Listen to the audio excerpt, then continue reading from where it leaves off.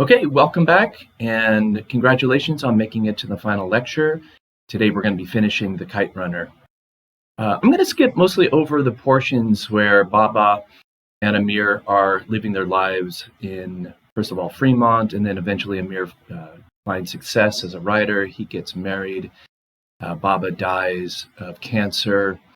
We find out that a lot of people at Baba's funeral come by, tell Amir what a great man his father was, and it's just interesting for me to think about the degree to which does Baba change in our estimation, or is it just easier for us to understand the sort of person he is now that he's relating to Amir as an adult? And maybe it's a little both. Maybe this Baba, who once wrestled a bear, found himself down, picked himself up, brushed himself off, and went on with his life and did the best he could. And maybe that's just who Baba is. At the same time, maybe Baba adjusted. He softened a bit and became a better person, a better father to Amir. They seem to have a much better father-son relationship towards the end of Baba's life. So Amir marries his fiancée. They met at a swap meet. He wanted to impress her with his writing, but her father took the story, threw it away. But eventually they get married, and they want to have children, but they're unable to. And life goes on. She becomes a school teacher. He becomes a writer. They move to San Francisco. And that's where the novel starts. We are at that point. Okay, so Rahim Khan calls. Again, we heard about this at the very beginning of the novel, chapter 1, and asks Amir to come to Pakistan, saying there is a way to be good again. He arrives. He tells Amir the story of Hassan, how when he was alone, in Afghanistan, he tracked down Hassan, who had left with his father. Ali had subsequently died. And he asked Hassan to come back. Hassan is all grown up. He's married himself, and he has a son named Sohrab. And so as Rahim Khan is telling the story to Amir, he shows him a photograph. And that's what I want to focus on here on page 215.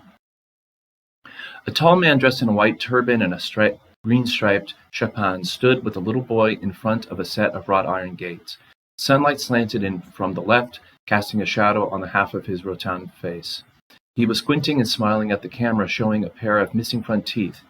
Even in this blurred Polaroid, the man in the chapan exuded a sense of self-assuredness, of ease. It was in the way he stood, his feet slightly apart, his arms comfortably crossed on his chest, his head tilted a little toward the sun. Mostly it was in the way he smiled. Looking at the photo, one might have concluded that this was a man who thought the world had been good to him. Rahim Khan was right. I would have recognized him if I had bumped into him on the street. The little boy stood barefoot, one arm wrapped around the man's thigh, his shaved head resting against his father's hip. He too was grinning and squinting. Okay, so when we see this photograph, and remember, Amir said earlier in the novel that the next time he would see Hassan smile was in a Polaroid 26 years later. Well, there's that Polaroid he was talking about, and that full-on confident Hassan smile. And so Hassan, with all of the difficulties in his life, the tragedies in his life, and being treated poorly and as a second-class citizen, grows up seemingly self-assured and confident. And when Amir says, looking at the photo, one might have concluded that this was a man who thought the world had been good to him. He probably looks that way because that's the way he feels. He feels like a person for whom the world is a good place. So he is an optimistic, positive person. And his being raped 26 years earlier clearly didn't hold him back or haunt him in the way that it had haunted Amir for those 26 years. And I think there's a really interesting contrast there. In addition, another contrast is, unlike Amir, Hassan is a father. And Sohrab we see is a boy who's very comfortable around his father. He's holding him. Obviously, there's a lot of love there. And he too is grinning and squinting. And it also turns out that somebody went ahead and taught Hassan how to read, even though it never occurred to Amir to do that. And on this page, you see the letter that Hassan wrote to Amir. And I just want to jump to the end. We find out that it's been very rough times in Afghanistan. I just want to jump to the end of the letter. I've been dreaming a lot lately, Amir Aga. Some of them are nightmares, like hanged corpse rotting in soccer fields with blood-red grass.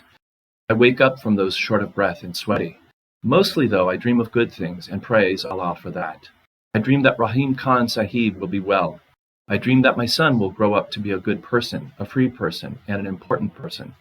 I dream that lala flowers will bloom in the streets of Kabul again, and rhubarb music will play in the samovar houses, and kites will fly in the skies.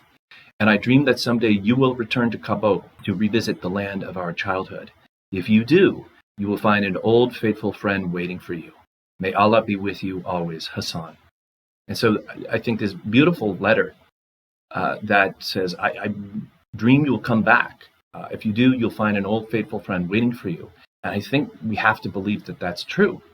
But what I find remarkable here is that he doesn't mention or even hint at the rape that he knows that Amir allowed to happen, that Amir didn't step up and try to put a stop to it. The fact that he doesn't mention it at all, I think, is Hassan saying, if he thinks of it at all, that he forgives Amir. This, to me, is a letter about forgiveness. And I think it just shows what a beautiful person Hassan is to craft a letter like this. Well, sadly, we find out shortly thereafter that Hassan was murdered by the Taliban, as was his wife, and that Sarab is an orphan now living in Afghanistan. And of course, Rahim Khan asks Amir to go get Sarab. Let's look at page 220. So his instant reaction is, and we're about a little bit more maybe than 3/4 down the page, Amir's instant reaction is, no, I'm not going to do it. Rahim Khan, you can't be serious. Children are fragile, Amir Jan. Kabul is already full of broken children, and I don't want Sarab to become another. Rahim Khan, I don't want to go to Kabul. I can't, I said. Sarab is a gifted little boy. We can give him a new life here, new hope, with people who would love him. Thomas Aga is a good man, and Betty Kunan is so kind. You should see how she treats those orphans. Of course, as we subsequently find out, that he just made those people up. Those people don't actually exist. Why me? Why can't you pay someone here to go? I'll pay for it if it's a matter of money. It isn't a matter of money, Amir, Rahim Khan roared. I'm a dying man and I will not be insulted. It was never about money with me, and you know that. And why you? I think we both know why it has to be you, don't we? Okay, well, from a purely plot point of view, yes, it has to be Amir, because Amir has to go and rescue Hassan's son in the way that Amir didn't rescue Hassan earlier. Okay, but I think Husseini does a good job. I didn't want to understand that comment, but I did. I understood it all too well. I have a wife in America, a home, a career, and a family. Kabul is a dangerous place. You know that, and you'd have me risk everything for... I stopped. And I think we know what he was going to say. He was going to say, for a Hazara. Okay, so that's something that even for after all this guilt, even after these 26 years, he just can't quite flush that from his brain. Okay, so why does it have to be Amir? Well, remember that Rahim Khan said there's a way to be good again. This is why it has to be Amir, because Amir needs to feel good again, and this is the only way he can do it. So Rahim Khan is trying to save Amir and Sarab by assigning this task to Amir. Yes, it could be assigned to somebody else, but then you're not going to feel good again. Then Rahim Khan adds, you know, one time when you weren't around, your father and I were talking, and you know how he always worried about you in those days. I remember he said to me, Rahim, a boy who won't stand up for himself becomes a man who can't stand up to anything. I wonder, is that what you've become? Okay, it's interesting. Rahim Khan said, when you weren't around. Well, actually, he was around. He heard it. I dropped my eyes. What I'm asking you for is to grant an old man his dying wish, he said gravely. He'd gambled with that last comment, played his best card, or so I thought then. His words hung in limbo between us, but at least he had known what to say. I was still searching for the right words, and I was the writer in the room. Finally, I settled for this. Maybe Baba was right. In other words, yeah, I've become a man who won't stand up for anything. I'm sorry you think that, Amir. I couldn't look at him. And you don't? If I did, I would not have asked you to come here. I toyed with my wedding ring. You've always thought too highly of me, Rahim Khan. And then the next page. And you've always been far too hard on yourself. He hesitated. But there's something else, something you don't know. And Amir has had enough. He says, please, Rahim Khan. And then, of course, all right, the bombshell drops. And the bombshell is that Hassan is actually Baba's son. And therefore, Amir and Hassan are half brothers. And that means that Sarab is Amir's half nephew. So now it's about family, right? Maybe what you wouldn't do for just a Hazara, you'll do for family. And his instant reaction, or his first reaction, Amir's, is anger, right? Look at the bottom of 222. You bastards, I muttered. Stood up. You goddamn bastards, I screamed. All of you, you bunch of lying goddamn bastards. And he leaves the room at that moment and goes off and thinks about it, okay? We know that, we know because we've read all the way to the end, but we also know at this moment there's no way he can not do it, right? He has to do it. And then skipping over to page 227, he goes off and he's by himself and he's thinking about it. Actually, the bottom of 226. There was a way to be good again, he had said. Rahim Khan had said that. A way to end the cycle. With a little boy, an orphan, Hassan's son, somewhere in Kabul. Those short, peppered thoughts. With a little boy, an orphan, Hassan's son, somewhere in Kabul. Just these sort of clipped off sort of ideas that are taking shape in his brain. On the rickshaw ride back to Rahim Khan's apartment, I remembered Baba saying that my problem was that someone had always done my fighting for me. I was 38 now, my hair was receding and streaked with gray, and lately I traced little crow's feet edged around the corners of my eyes. I was older now, but maybe not yet too old to start doing my own fighting. Baba had lied about a lot of things, as it turned out, but he hadn't lied about that. I looked at the round face in the Polaroid again, the way the sun fell on it, my brother's face. Hassan had loved me once, loved me in a way that no one ever had or ever would again, that unconditional love. He was gone now, but a little part of him lived on. It was in Kabul, waiting. Okay, so we know that he's made his decision. And so now, having made the decision, he wants to be careful he doesn't change his mind. On page 231 at the top, Rahim Khan had wanted me to stay with him a few more days to plan more thoroughly, but I knew I had to leave as soon as possible. I was afraid I'd change my mind. I was afraid I'd deliberate, ruminate, agonize, rationalize, and talk myself into not going. I was afraid the appeal of my life in America would draw me back, that I would wade back into that great big river and let myself forget, let the things I'd learned these past few days sink to the bottom. I was afraid that I'd let the waters carry me away from what I had to do, from Hassan, from the past that had come calling, and from this one last chance at redemption. Okay, so there that shows up one more time, that theme of redemption. He needs to redeem himself.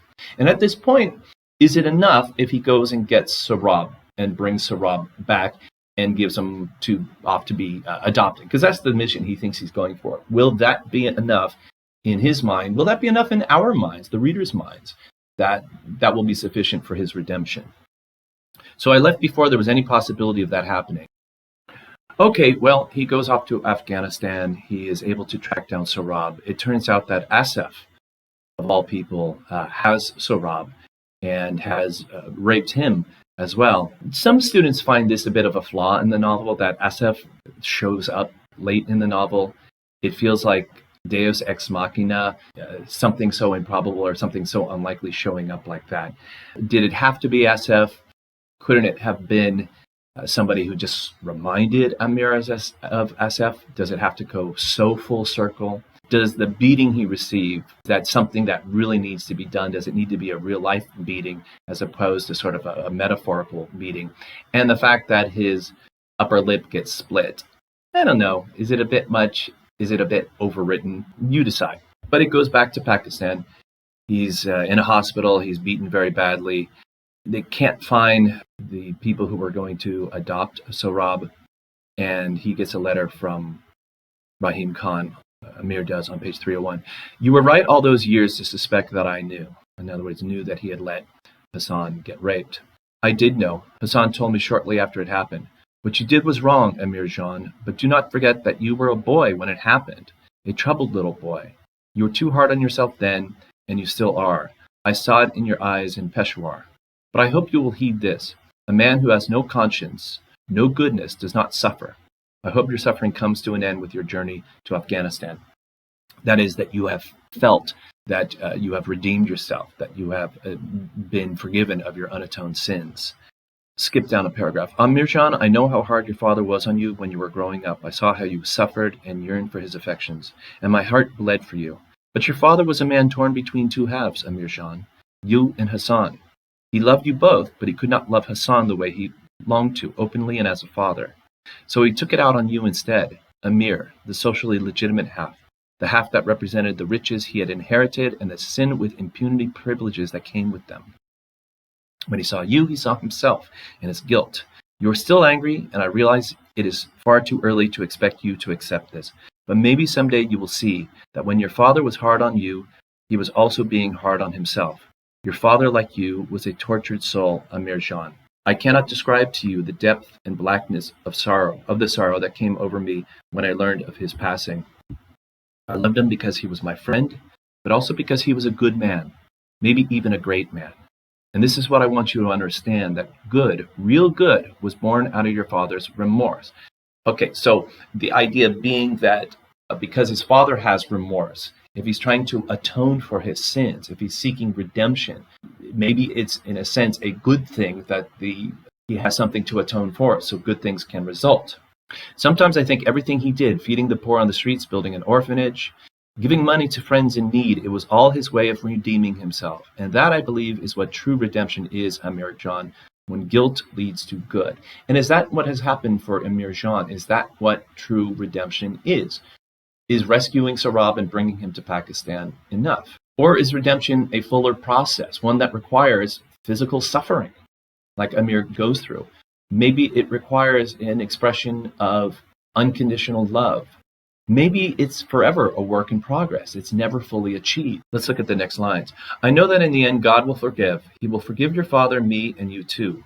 I hope you can do the same. Maybe forgiveness is part of redemption too. It's part of the process. Forgive your father if you can. Forgive me if you wish. But most importantly, forgive yourself. And he says a few more words. I leave you in the hands of God, your friend always, Rahim. So in the next few chapters, we learn that, well, he can't find these would-be adoptive parents, so he asks Soraya, can we adopt him?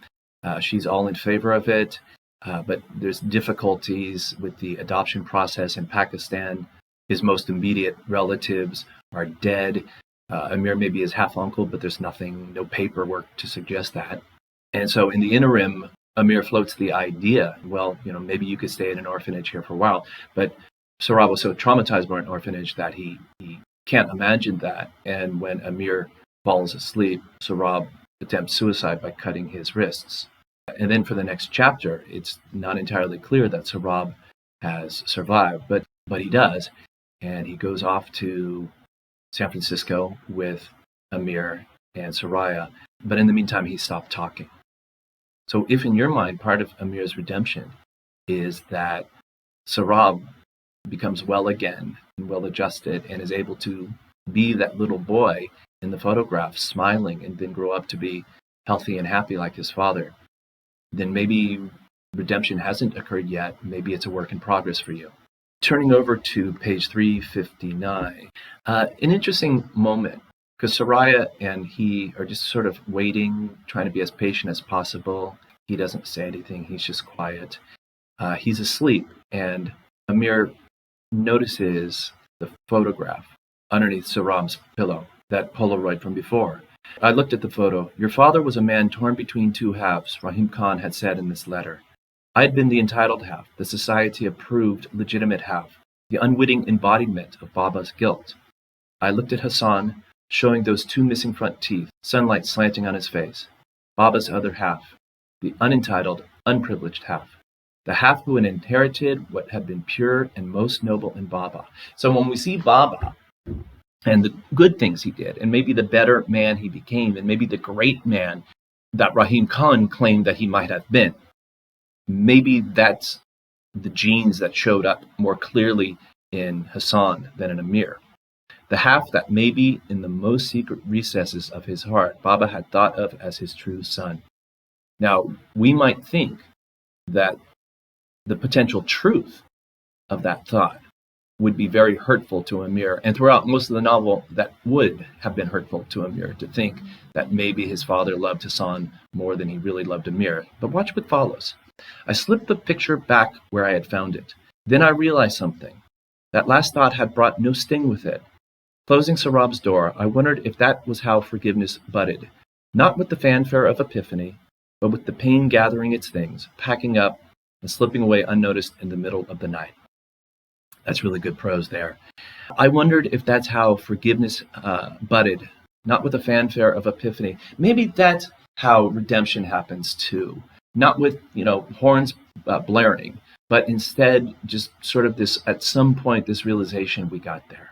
And I think as evidence that Amir returns a changed person is the way he stands up to his father-in-law.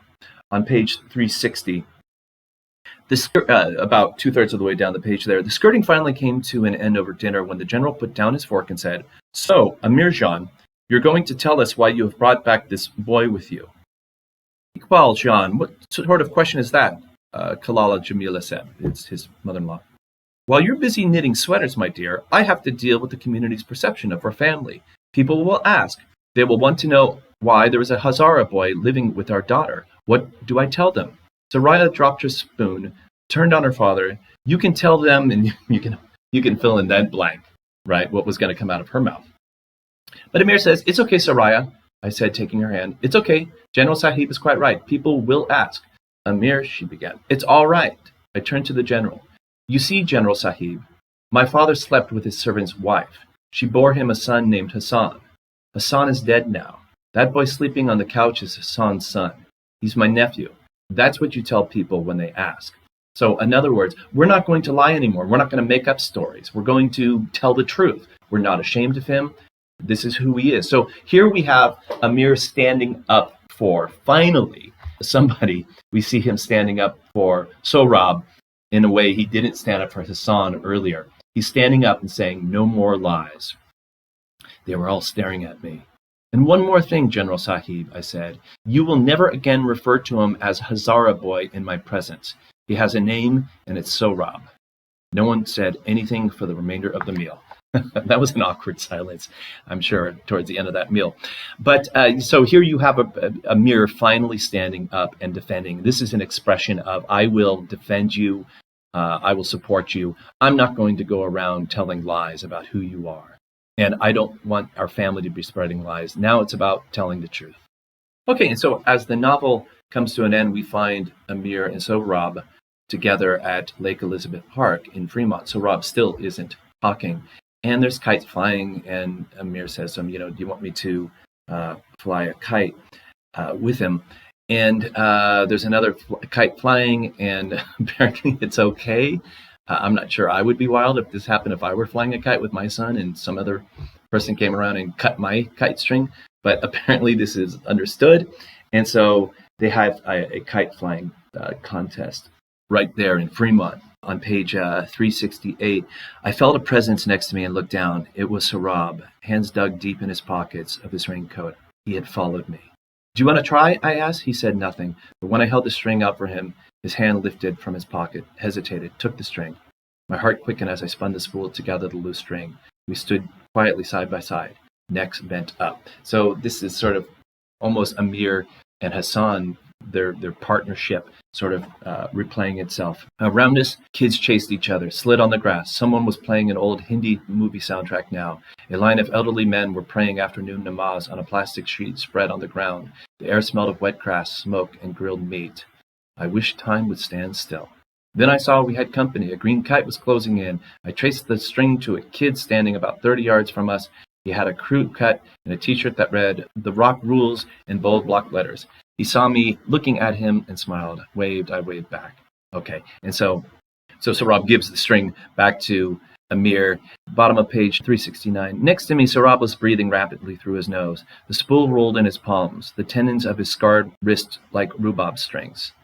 Then I blinked, and for just a moment, the hands holding the spool were the chipped-nailed, calloused hands of a hair-lipped boy. So he is having a flashback, or almost as if the present and the past are coming together at this moment. I heard a crow cawing somewhere, and I looked up. The park shimmered with snow so fresh, so dazzling white, it burned my eyes. Now, to be clear, if you're not from Fremont, you may not know it doesn't snow in Fremont. Okay, if it does snow, it melts before it hits the ground. So there is no time in Fremont where the snow is dazzling white. He's not in Fremont. In his mind, he's back in Afghanistan. So the snow, dazzling white, burned my eyes. It sprinkles soundlessly from the branches of white-clad trees. I smelled turnip cornum now, dried mulberries, sour oranges, sawdust, and walnuts. The muffled quiet, snow quiet, was deafening. And then far away across the stillness, a voice calling us home, the voice of a man who dragged his right leg. So he hears Ali calling him home. So at this moment, he is back in the past. And where is he back to? But that moment before everything went so wrong. I was panting. The last time I had felt a rush like this was that day in the winter of 1975, and after I had cut the last kite, when I spotted Baba on a rooftop, clapping and beaming. So, this moment, he won, but of course, it's as if the latter part, when Hassan goes off to get that kite, it's almost as if he wishes he could erase that moment. He just wants to remember this part now. He wishes he could press the reset button on his life, right? I looked down at Sohrab. One corner of his mouth had curled up just so. A smile, lopsided, hardly there, but there. Earlier, he referred to this as a miracle that occurred, and so there's that miracle, right? Behind us, kids were scampering, and a melee of screaming kite runners was chasing the loose kite drifting high above the trees. I blinked and the smile was gone, but it had been there. I had seen it. Okay, now, instead of Hassan going off and running the kite, Amir is going to go off and run the kite for Sohrab. Do you want me to run that kite for you? His Adam apple rose and fell as he swallowed. The wind lifted his hair. I thought I saw him nod. For you, 1,000 times over, I heard myself say. So he's not planning on saying it. He didn't say, I know what I should say. For you, 1,000 times over. It just comes out of him spontaneously. I heard myself say. So when Hassan said it to Amir 26 years ago, it was his expression of unconditional love, wasn't it? He was saying, for you, I will do anything. I will do this 1,000 times over. I love you unconditionally. Here we have Amir saying the same thing to Sohrab, and I think he's saying the same thing. I love you unconditionally. I will do anything for you. Then I turned and ran. It was only a smile, nothing more. It didn't make everything all right. It didn't make anything all right. Only a smile. A tiny thing, a leaf in the woods, shaking in the wake of a startled bird's flight. But I'll take it with open arms, because when spring comes, it melts the snow one flake at a time. And maybe I just witnessed the first flake melting. Maybe now we are on a process where Sohrab will be well, will grow up healthy and safe and contented. I ran. A grown man running with a swarm of screaming children. But I didn't care. I ran with the wind blowing in my face and a smile as wide as the valley of Panchar on my lips. I ran. So interesting. I think the whole novel, we assume the kite runner of the title is Hassan. But we could say, no, equally, the kite runner here at the end is Amir. Because what is he doing? He is a kite runner here. He ran. So here, late in the novel, we have two very important themes closely associated, don't we? We have the theme of redemption. In your mind, has Amir achieved redemption? Or is he just maybe on a pathway to redemption? We've seen him take some very important steps. He risks his life to save Sohrab. He receives a beating that he feels maybe he kind of had coming for some time, but he finally receives the beating. He brings Sohrab to a place where he can have a better life. He stands up for Sohrab when his father-in-law calls him Hazara boy. And here in the end, he expresses his unconditional love for him by saying, for you 1,000 times over. There is no afterwards, so we don't know what happens next, but I think that this is a beautiful conclusion. And while not perfect, I really do enjoy this novel. Okay, that's it. You have made it through all the lectures. Don't forget to take the quiz. Take care, guys. Bye now.